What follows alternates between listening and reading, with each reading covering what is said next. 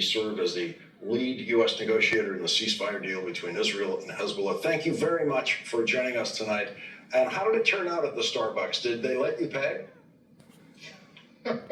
Oh, thanks, Lawrence. No, they wouldn't let me pay. They kept saying, you're our guest, and we appreciate what you're trying to do. We won't let you pay.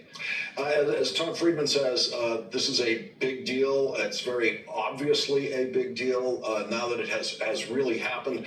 What would you say was the key to bringing it together in the end?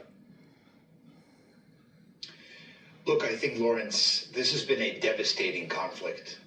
18 years of calm since the 2006 war, and here we are again. And really, this is a conflict, as the president said today, that was imposed on the Lebanese people. October 7th happened, and Hamas attacked Israel, and Hezbollah decided to join in on the attack a few hours later, on the early morning of October 8th, not representing the Lebanese people who repeatedly through this year have expressed, we don't want this war. We didn't want it then, we don't want it now.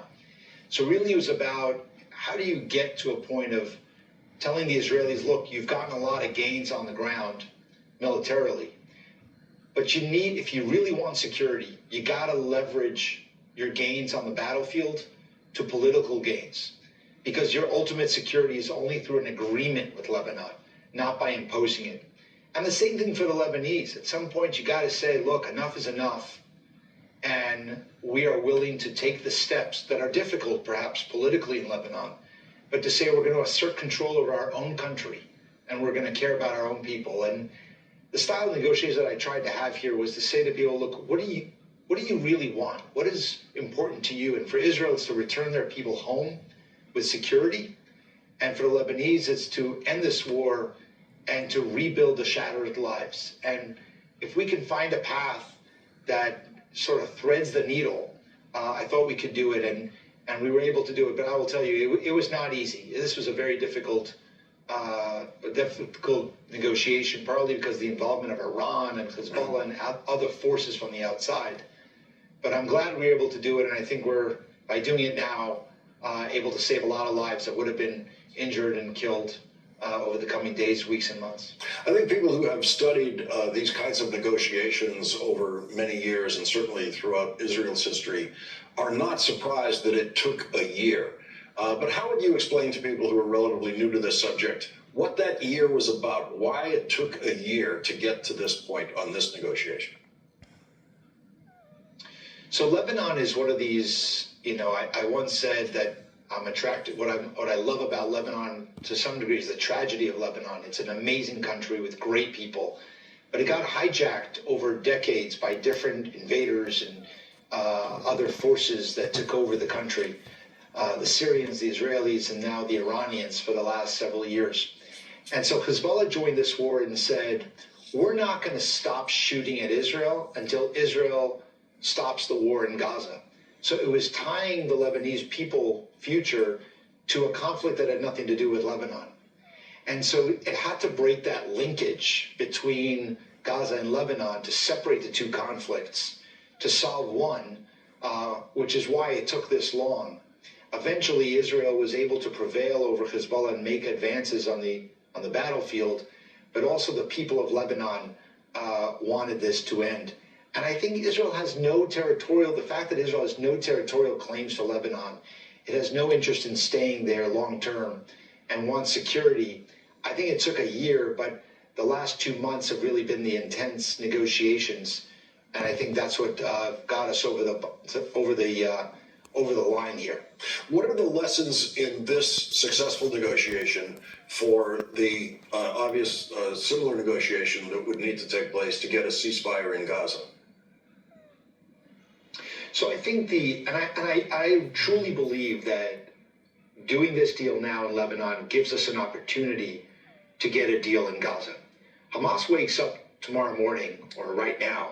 Ceasefire took effect about an hour ago.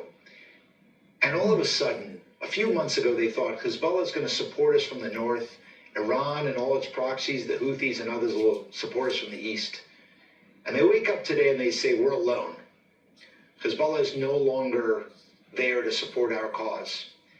And I think this is that moment that we have. And sometimes you rarely get this kind of a moment.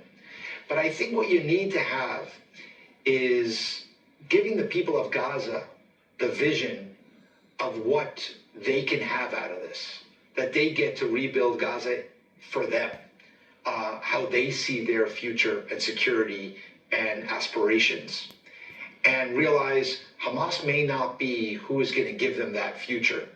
And Hamas needing to understand that the game has changed now. So I think that there is a symbiosis between these two conflicts.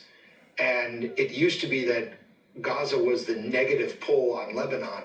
I think now Lebanon can be the positive pull on Gaza, and we should not wait.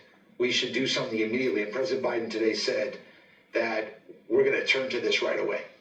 We know you were the special envoy on the ground there in the Middle East in both countries negotiating this. Describe President Biden's involvement in reaching this ceasefire.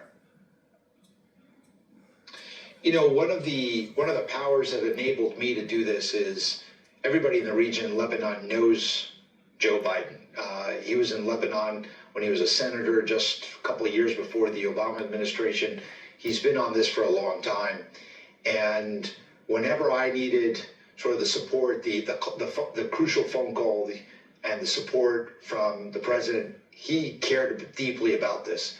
And I'll tell you, I came back from the Middle East. I was in Israel and Lebanon on Tuesday through Thursday. I was back in the White House on Friday morning, and things started unraveling.